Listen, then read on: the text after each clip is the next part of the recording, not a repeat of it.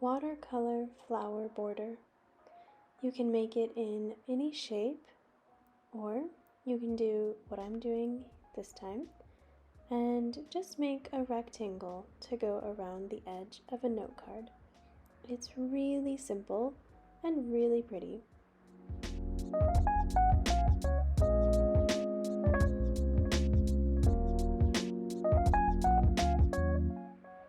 Here are the materials you'll need. I have tube watercolors, but other watercolors are fine. You'll need a palette, pencil, a fine tip pen, and a small paintbrush, water, and some paper towels. I'm using this kind of paper, but any paper is just fine. I like to fold my paper in fours and just tear along the edges. I think it looks really rustic and pretty. Of course, you can paint this on any size, any shape. Okay, first let's mix our colors. I'm going to use 2 shades of green because I think it looks nice. When I mix 2 shades of green, I mix a bit of each green into the other one. That way they're different, but still close enough that they go together. For my flowers, I decided I wanted 3 shades of pink and 1 orange. Actually, I changed my mind while I was painting, but that's what I'm going to mix. I accidentally mixed red into my white, so that's pink now. I've got 2 pinks, sort of a dark red, and I'm going to make orange. But like I said, I changed my mind later, so you can change your mind too.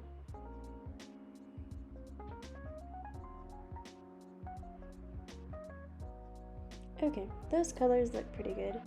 Now I'm just going to use blue for some practice.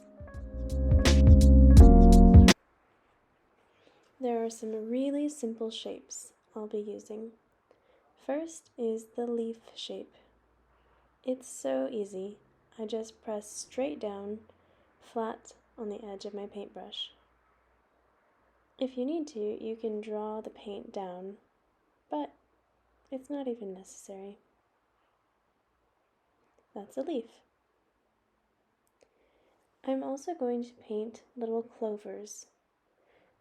4-leaf clovers are simply an X. It couldn't be easier.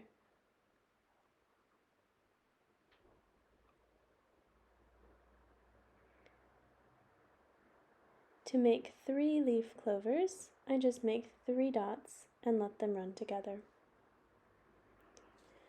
I'll use a similar strategy for big flowers with petals. Just press the side of the brush straight down, and it makes some pretty good petals. Then you can use the tip of the brush to draw the paint out just a bit.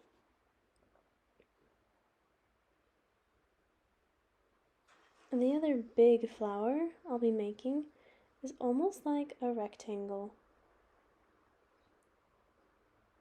Honestly, the shape doesn't matter so much, it's just flat. Smaller flowers can have 5 petals or however many petals you want.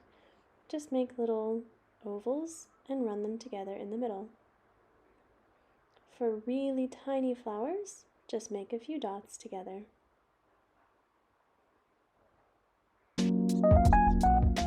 I'll also make a lot of heart-shaped flowers and even leaves. It's just like a V with sort of balloony edges.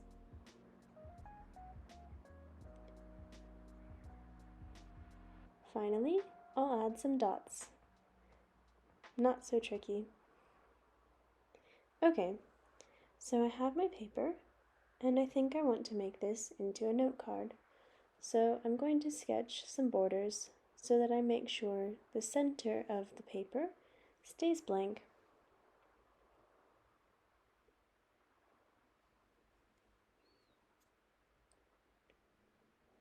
Okay, I'm ready to start. I'm starting with leaves. That makes sense to me. Then I can layer flowers on top. I'm always thinking about going in one direction, as if all the leaves and flowers were facing in the same direction. It doesn't matter which way, just keep it consistent. I'm going to make 2 corners of my page decorated and leave a bit of space in between. But you don't have to. You can go all the way around the edge, and that's nice too.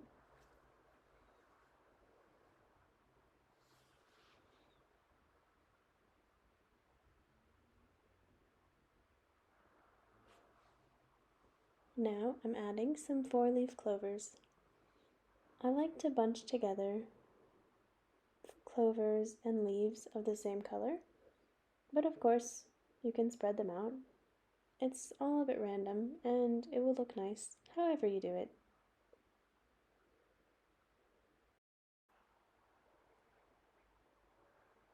I'll just keep going, filling up the space and adding little heart shapes, clovers, and leaves wherever I want to. Once I've finished with my first shade of green, I'll use my second shade of green and do the same thing, filling in the empty spaces. Now I'm ready to start on my flowers. I'll use my darkest shade first because it's the boldest and I really want to make sure that I have space for the other colors too. So I'm starting with bigger flowers and remembering that I have other colors waiting. Right now I'm erasing the pencil line because I want to add a flower there, and if I paint over the pencil, it won't really erase later.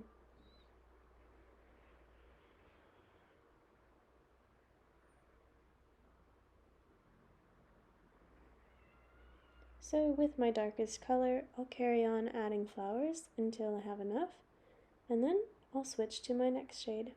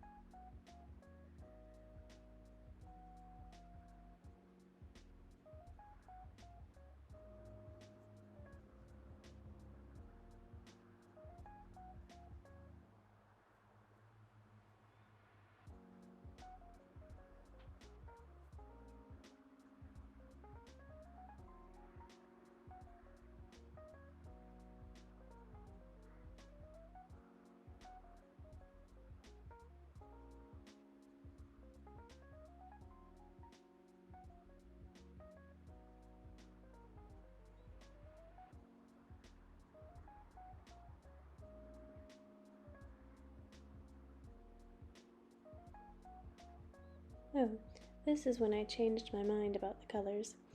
I really liked the first 2 pink shades, and instead of orange, I decided to mix a bit more pink and make a peach color. So I think it turned out nice.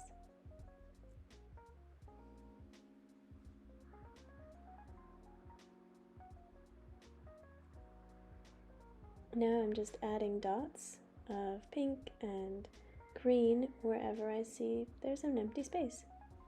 But it really filled out nicely. If I were making a shape, like a heart or a circle, I might use some green to sort of draw a vine all the way around. But because this is just a corner pattern, I don't want to do that. I like it just the way it is.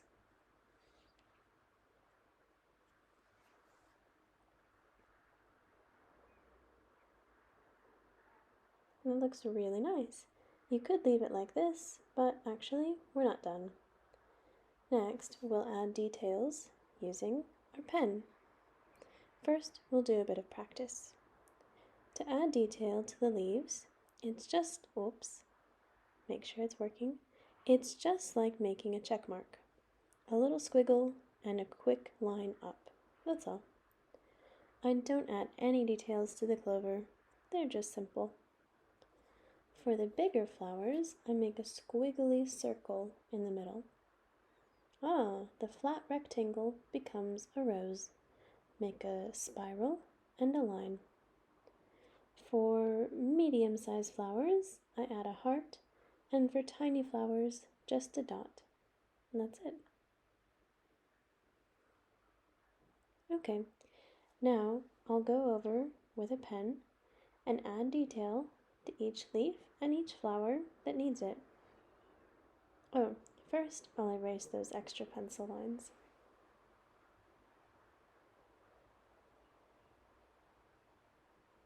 Okay, now let's start with the pen details.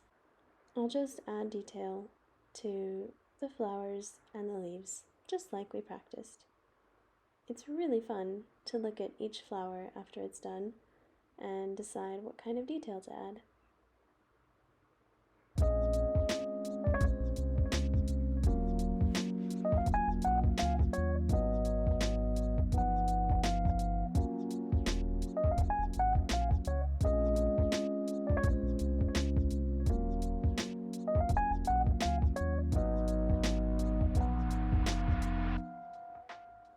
Okay, it's all done. What do you think? I think that looks pretty nice.